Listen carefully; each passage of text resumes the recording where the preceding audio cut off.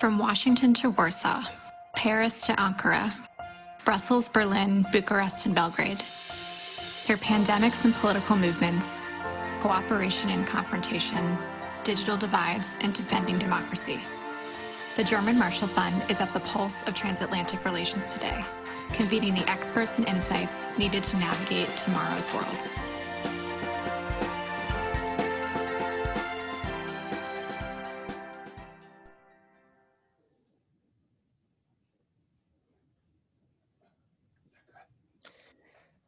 Good afternoon. I'm Ian Lesser from GMF here in Brussels, and thanks to all of you for joining us today for this conversation with U.S. Undersecretary of State Keith Krach, Undersecretary of State for Economic Growth, Energy, and the Environment. Undersecretary, thank you so much for being with us. We're really delighted to have you here today.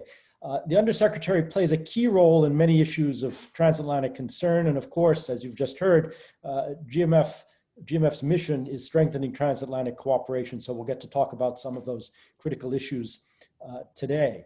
And our conversation today will be on the theme of clean networks and 5G in the context of NATO security, but also economic objectives. I'll let our moderator say more to introduce our speaker in a little more detail, but also to say more about our theme in a moment. But before I do that, let me also just take a moment to thank the US mission to NATO, the US mission to the EU, and to bilateral embassy here in Brussels for all the things that we do together and for our partnership. We're really very, very grateful. And now I'm very pleased also to introduce our moderator, my colleague from GMF in Washington, Ambassador Karen Kornbluh, is our senior fellow and also director of GMF Digital. Karen, over to you. Thank you so much, Ian, and welcome to our audience. And we're absolutely delighted to host this conversation with Undersecretary of State for Economic Growth, Energy, and the Environment, Keith Krach, who is in the middle of a 10-city European tour. I'll just say a little bit about his remarkable background. Undersecretary Krach is incredibly knowledgeable about the tech sector. In fact, he played a key role in the development of the global technology ecosystem. He was CEO and chairman of DocuSign, which provides electronic signature and digital transaction management solutions, has 400 million users in 188 countries. He co-founded the world's largest business-to-business e-commerce network. He was CEO of a leading provider in mechanical design automation software, and in fact has been a leader in venture capital and in manufacturing, serving as the youngest ever vice president of General Motors, where he led the formation of the company's first Japanese joint venture, GMF Robotics, which gave rise to one of the largest robotics companies. He's the recipient of many awards, including the World Economic Forum Technology Pioneer Award, the Bay Area's Most Admired CEO Award, and Harvard Business School's Business Leader of the Year Award. He's also served as the chairman of the board of trustees for Purdue University, where he initiated a new model for STEM education and workforce training. So we welcome you here today. We're thrilled to host your remarks. Karen, thank you so much for that kind introduction. I wonder if somebody could turn off the echo on.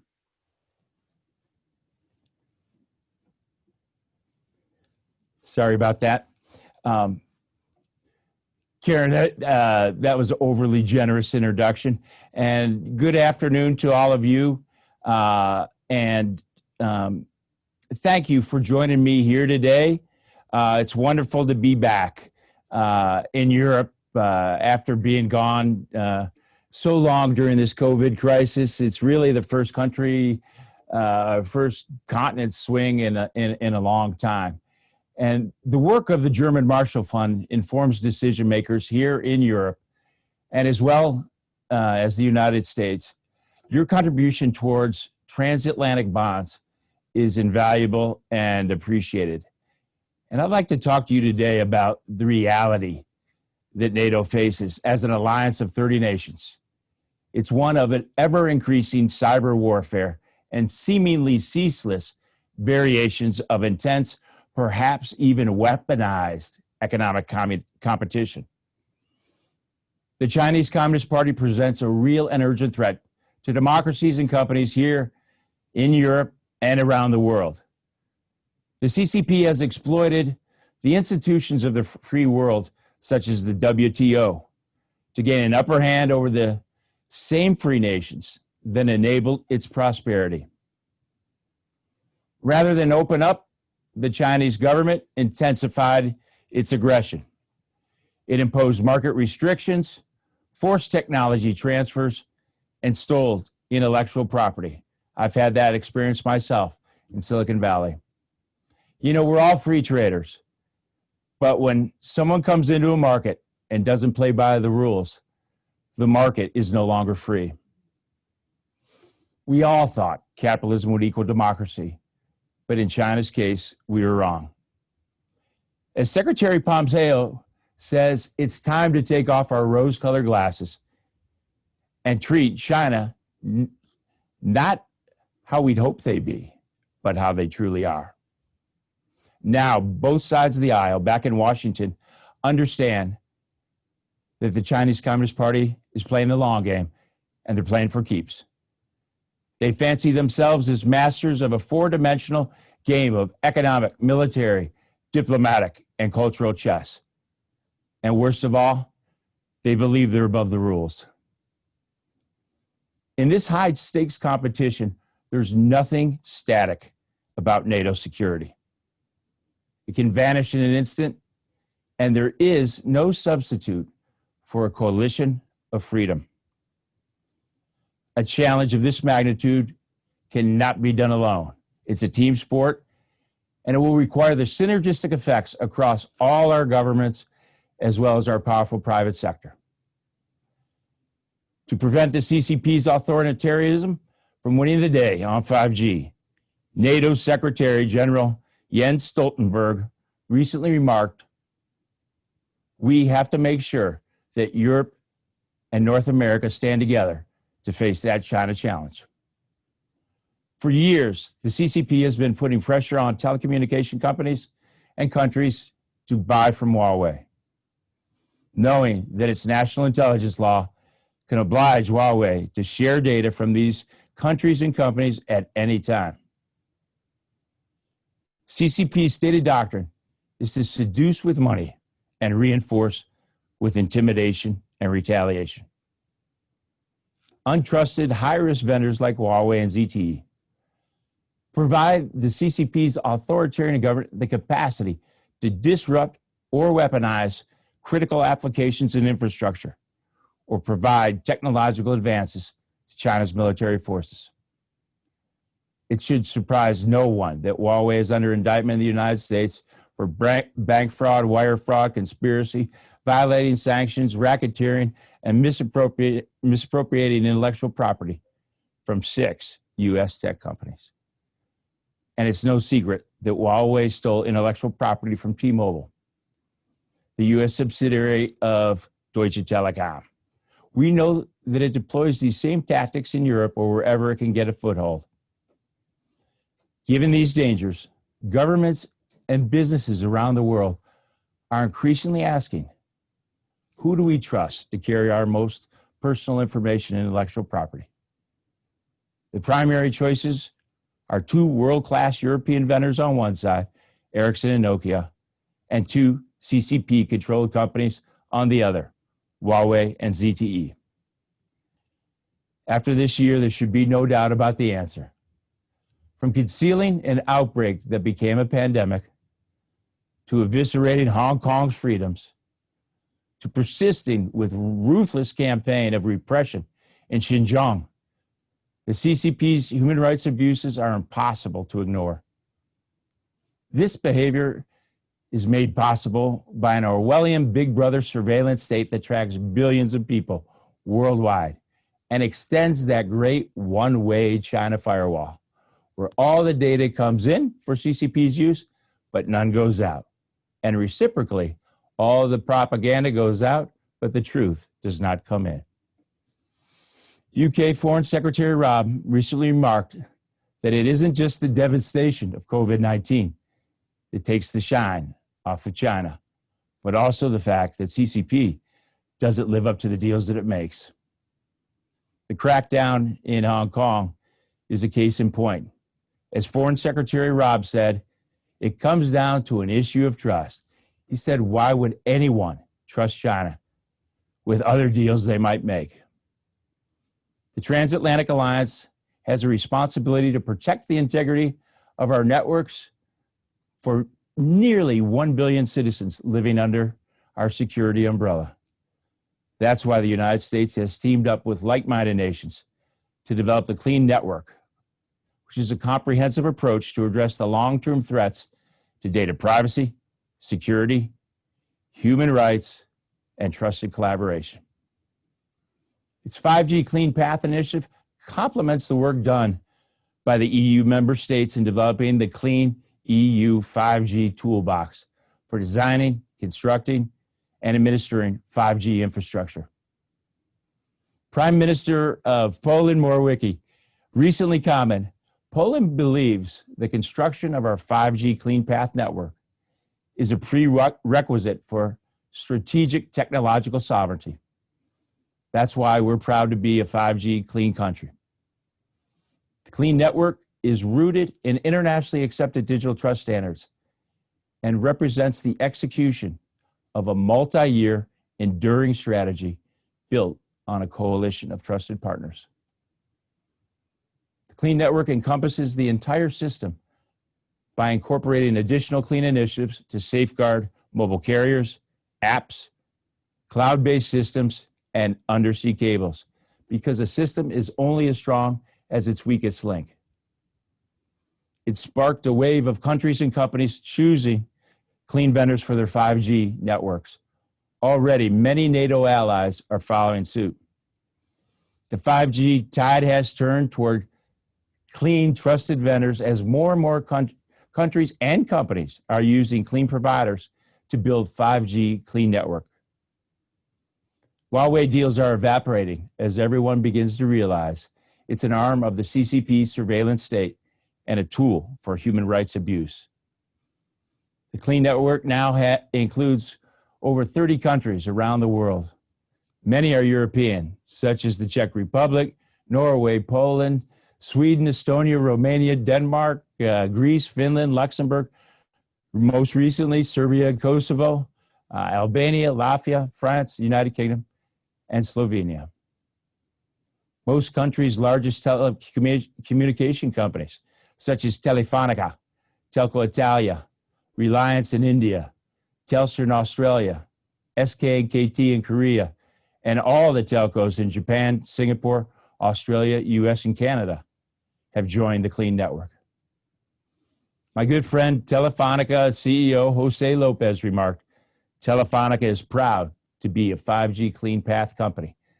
Telefonica in Spain and UK are fully clean networks, and Telefonica Deutschland and Brazil will be equipped with only trusted vendors. But NATO is only as strong as our weakest link.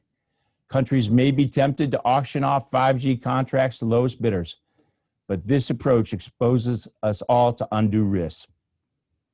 NATO allies and partners must acknowledge the intersection between 5G providers and national security equities, including interoperability, information sharing, and resilience against coercive tactics. By building safe networks today, governments can ensure the integrity of their systems and prevent costly countermeasures way far down the road. Since NATO's foundation, 1949, collective security has been the hallmark of this alliance. Many of our NATO countries have come a long way, transitioning at great human and economic cost from an authoritarian regime into a democratic state that we all enjoy today. They know firsthand how authoritarian regimes use data to exert leverage. We will stand firm to protect against this. Modern technologies should expand people's opportunities, not expand a government's control over them. President Reagan's tear down the wall speech, combined with Europe's solidarity movement, was such a crucial catalyst in bringing down the Iron Curtain. And I really believe this is emblematic of the unity and solidarity which will be required to never allow ourselves to be intimidated or undermined by China's Great Firewall. Clean Network and the EU 5G toolbox provide strength in numbers for the transatlantic nations, governments, as well as our companies. History has taught us there is power and strength in unity and solidarity, and together we can control our 5G destiny and ensure we lead our people down the clean path of a safe and secure future. So with that, I thank you very much, and I look forward to your questions. Thanks. Thank you so much. I'm going to ask a question or two, and then we'll open it up to the audience. If you could submit your questions, there's a box at the bottom, Q&A, and I'll sort through those questions. And if you would please identify yourself, including your affiliation, if you're a journalist, what outlet you're with. Undersecretary Krach, I wanted to follow up. You spoke a lot about 5G, and I know that bans on Chinese telecommunication systems may be costly to industries, downstream industries that use 5G that are trying to compete, let's say autonomous vehicles. These Chinese companies are so heavily subsidized, as you've mentioned, using another carrier will be more expensive. Would the United States and key allies and partners consider subsidizing 5G and other related technologies as part of this strategy of competing with China's state subsidies? Well, I think, Karen, one of the things you see is, by the way, I'm getting a lot of feedback on this. Sorry about that, Karen. I sound really loud. You sound good.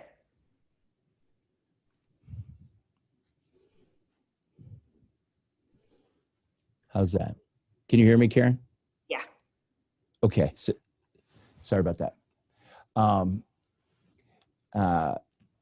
So one of the things that United States has done is we've expanded our capabilities in terms of our International Development Finance Corporation. So when you look at what the International Development Finance Corporation is funding, it's not just highways, bridges, and roads, but also technology infrastructure. So in some particular cases, the United States will do that, as well as our other Blue Dot Network partners like Japan and Australia. We know of a lot of governments that are doing that as well. And, you know, it's interesting because I talk to a lot of telco CEOs, a lot of governments, and they'll say, look, it's less expensive. You know, we sign no backdoor agreements, all those kind of things. And the expense is really in the long term. And we know that China's subsidizing these 5G networks because they know how valuable that data is. In some cases, they're giving it away for free. So we've really seen nations really step up now and really understand the tremendous risk in a 5G network.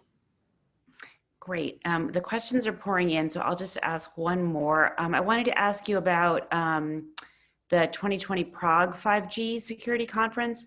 Last year, this conference led to the Prague Proposals, which formed the basis of a coalition to develop better security standard for 5G. Can you tell us what happened this year and how that'll be taken forward? Yeah, I had a chance to participate, as did Secretary Pompeo. It's really taken it to the next level. And you know, if you look at the international accepted standards in the Clean Network, it really derives, much of it derives from the Prague Proposals themselves. And I think here again, when you look at the nations involved in that, and you've really got a great sign of support. And you know, when I have my interactions with my counterparts in other countries, always sitting right there on the table is that 800-pound elephant called China's retaliation. And the Prague principles of this group of nations, it really provides great unity and solidarity and strength in numbers when dealing with that bullying. And so I think that the Czech Republic can be really proud. The founding nations can be really proud, and we see that expanding as we take it to the next level. Great. I'm going to ask you a question that came in from Gabrielle Carrere. She's a reporter at Italian media Formice Net, and she has two related questions. She wants to ask you about today, Secretary Pompeo is in Italy to meet with Prime Minister Conte and the foreign minister to discuss the U.S.-Italy bilateral relationship. The question is, why would it be important for Italy to join the Clean Network? And a related question is about the consequences. Can the use of untrusted IT vendors really put U.S. intelligence sharing policy with NATO allies at risk? Well, I think there's no doubt about that they can certainly put it at risk. And, I've experienced, whether it was when I was at General Motors or in Silicon Valley, having intellectual property stolen. It wasn't until I got to the government that I understood that China has a National Intelligence Act that requires any Chinese company, state-owned or otherwise, or any Chinese citizen, to turn over any information, proprietary technology, intellectual property, or data upon request. The Chinese Communist Party or the PRC or the PLA, or suffer the consequences. And since I've been in government, I think it's been beyond my wildest imagination. I think what they're capable of doing. So I think the biggest issue for Italy is their own national security. I think that's key. And as I mentioned too, Italy is such an important part of NATO and the European Union. And, if you look at this network of countries and also the companies that correspond with it, it's all part of a system, and you're only as strong as your weakest link. So, and clearly we respect Italy's right to make their own 5G decisions. We see some really great action there with Telco Italia. Decided to just go with trusted vendors, and we're really hoping that that all the rest of them follow suit. But we respect every country's right to make that decision. We just want to be able to share with them our experiences, share with them our best practice, as well as NATO's and the European Union. I think Thierry Breton at the European Union has done a great job in defining that 5G EU toolbox. And an interesting thing is, in that toolbox, it designates that the board of directors of the telco operators have to make the 5G supplier decision. And if they choose a high-risk supplier, which is defined in that toolbox, and something goes wrong, the board members themselves may be liable. Here we have a question from Alan Crawford from Bloomberg News. He's actually asking about Taiwan and semiconductors, which is a particular interest of mine. I belong to the small semiconductor nerd set.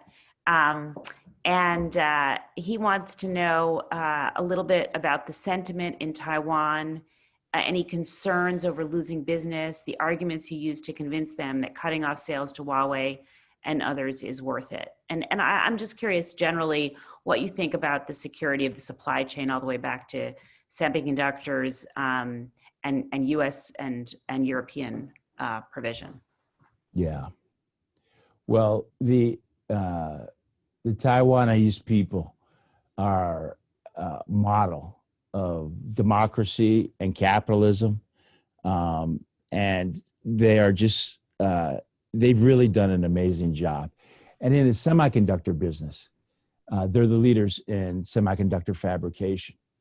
And that's why we were really honored that TSMC onshored, biggest onshoring in U.S. history, $12 billion, their most advanced fab, and they made that announcement.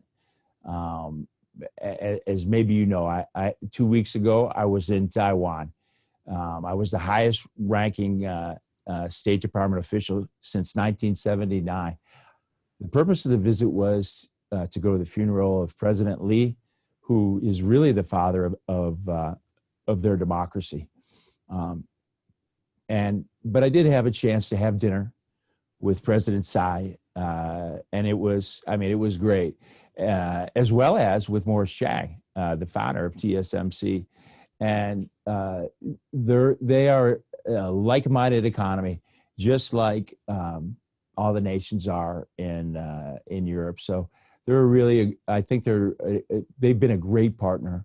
They have incredible high technology capabilities, and they're really a model democracy in that region.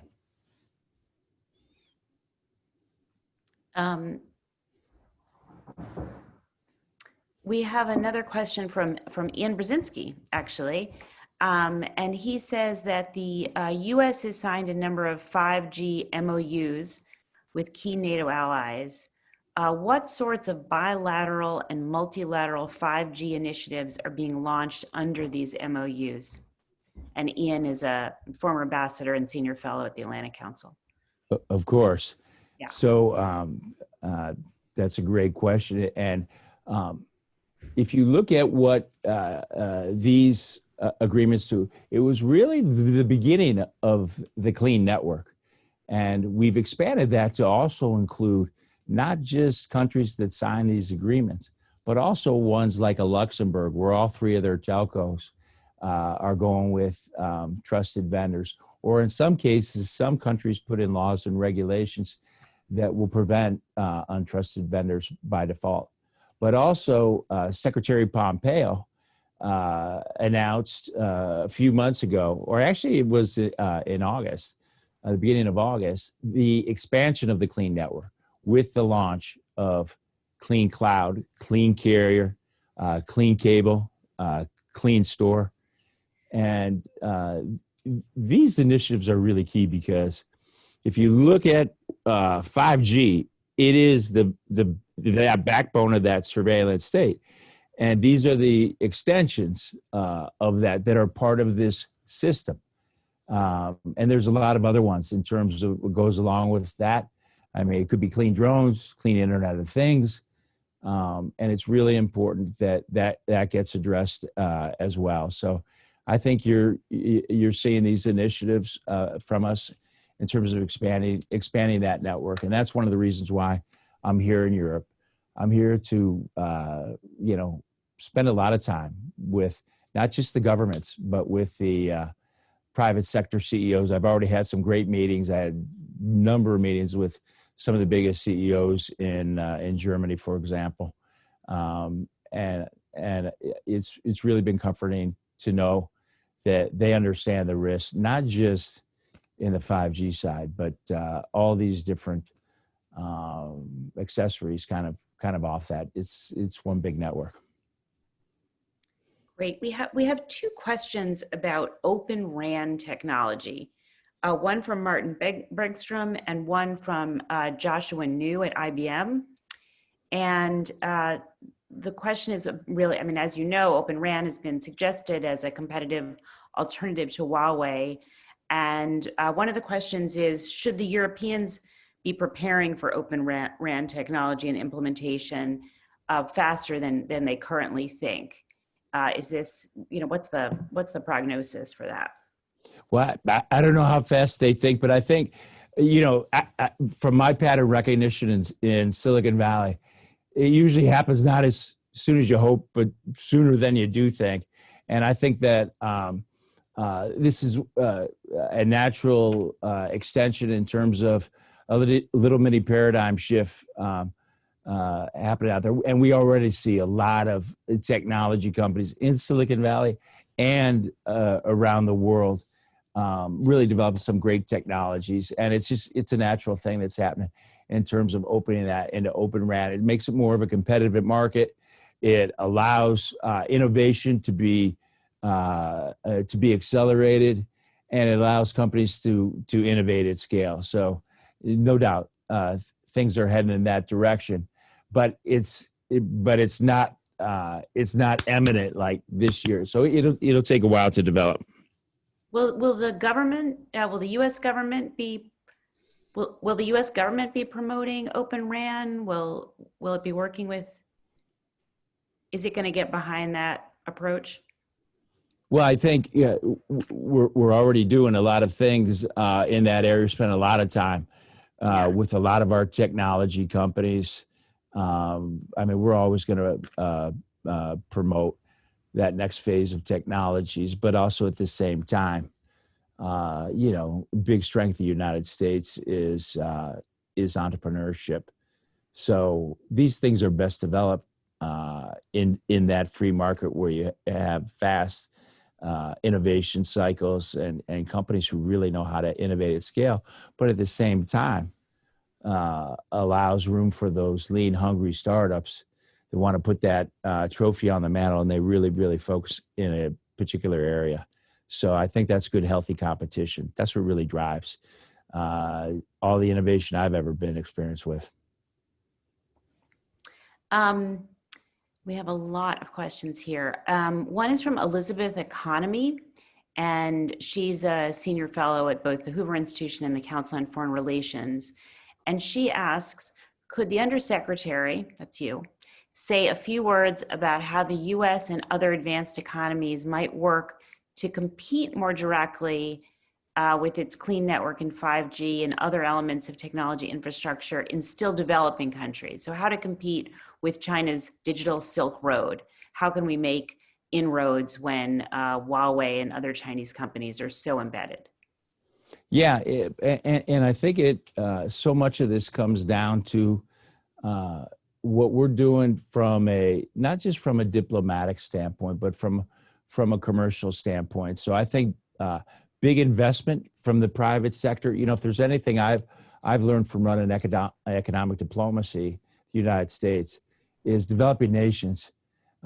They want U.S. private sector investment, or they want European investment, and they particularly want the innovative part of the private sector.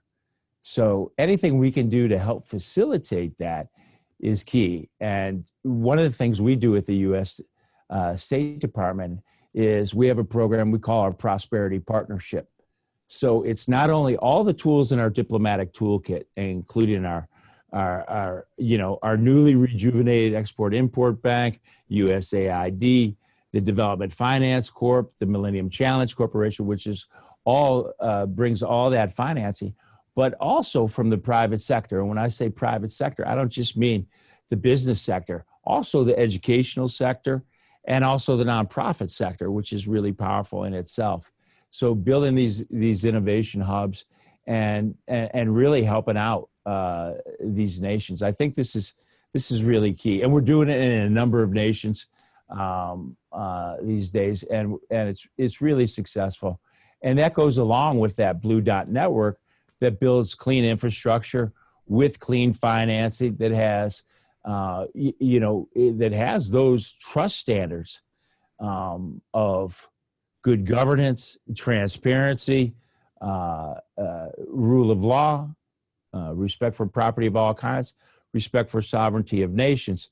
So it's not like China on what some of the Asian nations call the One Belt, One Way toll road to Beijing, where they're going to bring in their own laborers, their workers, their migrant workers. They want to put them to work, or maybe some of that forced labor from Xinjiang.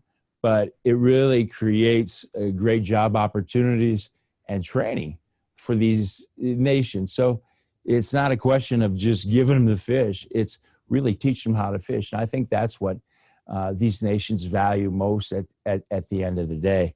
And, I think if there's anything I've learned is that there is no sustainable prosperity,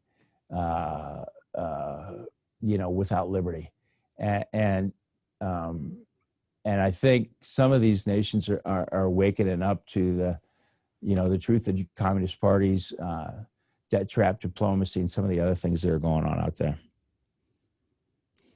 Just to stick with this issue of sort of unraveling the connections and the supply chain, And getting back to semiconductors for 1 second, Alan Crawford, Bloomberg, asked a follow-up question, which is about pushback from the US chip industry over the tightening of restrictions on Huawei. And what do you tell them? What do you tell the chip industry, given the US restrictions and what it means for them? You mean for the U.S. tech industry?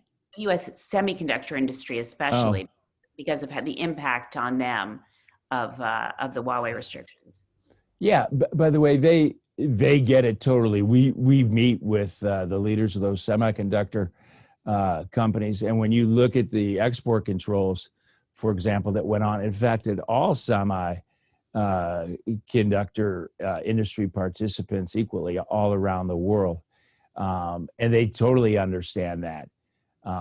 And they totally understand that China is furiously or feverishly, let me put it that way, at work in China trying to catch up. And the Chinese government's putting in billions, hundreds of billions of dollars to try to do that because they understand how strategic that is. But in Huawei's case, and in some of these other semiconductor companies in China, they're part of that military machine, number one, and they're actually the backbone of that surveillance state that's committing all these human rights abuses.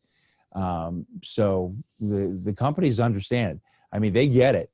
And, it's interesting because I spent so many years, I spent 30 years in Silicon Valley, and in January, I took Secretary Pompeo out to Silicon Valley and hosted him for 4 days. It hardly goes 4 days anywhere. And the first night we had dinner at my home. We had 36 of the top CEOs. And one of the things we said to him is like,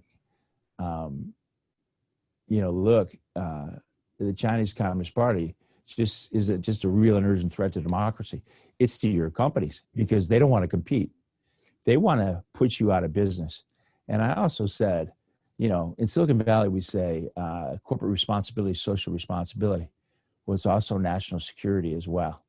And we've seen a real change of direction in that area. And we had those companies go around and tell some of their China stories, and we had a safe environment, and it's pretty alarming stuff.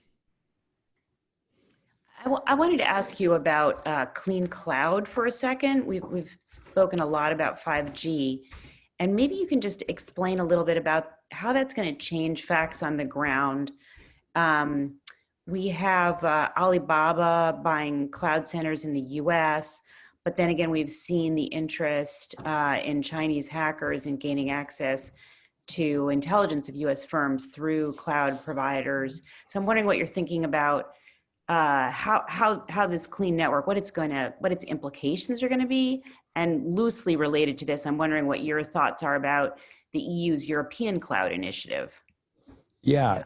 So when Secretary Pompeo announced the clean cloud, he mentioned three companies: Alibaba, Baidu, and Tencent, their cloud business. And their cloud business is like Huawei's 5G business, that, they have to give that data upon command.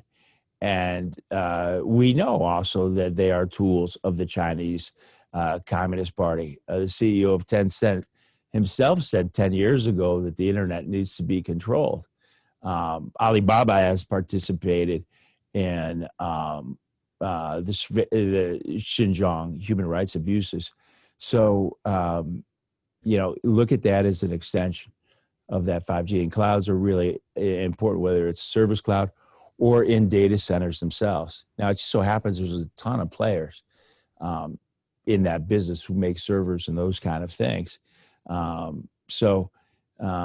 This is a big deal, I think. And it's a big deal for data centers in the US, and I know it's a big deal for data centers in Europe. And I was talking to one of the European CEOs, and he's acknowledging, at some point, they've got to, they really want to take that equipment out of there.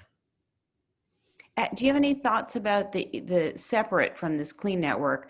Earlier, Europe had announced their own cloud. as a way of their strategy, their data strategy and their competitiveness strategy. Do you have any reactions or thoughts about that? That's from Peter Chase, who's with the German Marshall Fund. Yeah, I think one of the very key things is to make sure that there's good reciprocal data flow, amongst nations. And by the way, that's an issue with China's great one-way firewall. It's a one-way street, and obviously to make sure to protect data privacy and security. I mean, the opportunities between the Europeans and the U.S. and all the cross trafficking all around the world is really, really key. And I think that's why we're taking that action against China, because they're extending that one-way firewall. I think as long as it doesn't inhibit the private sector motion or what we're trying to do as an alliance, I think it's fine. You've got to address global issues in terms of localization, stuff like that. So it's got to be commercially viable. It's got to be reciprocal, and it's got to be transparent. Well, you have been remarkably patient. We have so much interest, and we had so many questions. I want to give you an opportunity if you have any closing remarks. Maybe you want to talk to us about next steps, but I want to thank you on behalf of the German Marshall Fund and our incredibly interested audience. I know you have many places to go. Well, I just want to thank the German Marshall Fund for everything that you do. What's interesting is I've never worked in government before. I've spent my whole career in the private sector. This is the honor of my life, serving country. I mean, I got to experience the American dream. And this may show you how naive I was, but coming into government, I didn't even realize that the North Star is national security. And that's true for, the governments in Europe and elsewhere. And what I've really come to realize is that that North Star of national security is about protecting democracies. And in the United States, democracy is just a little over 200-year experiment. And it goes against all the laws of physics. It's not the natural order of things. The natural order of things is the bad king, the dictator, the emperor. And we literally have to fight every day to preserve our democracies. And without countries like the United States or European allies or Canada, there wouldn't be so many of these democracies in this world. And, I tell my family, it's like, that white picket fence back in Ohio, that home we grew up in, with 2.5 children and a dog, that doesn't come naturally. You got to fight every day. And Europeans have a great perspective on it. Sometimes in the U.S. we take it for granted. So I really appreciate, I'm sure everybody in this audience and for sure what you do with the German Marshall Fund. And thanks so much for giving me this opportunity to share some of the things that we're experiencing in the United States State Department. Thank you.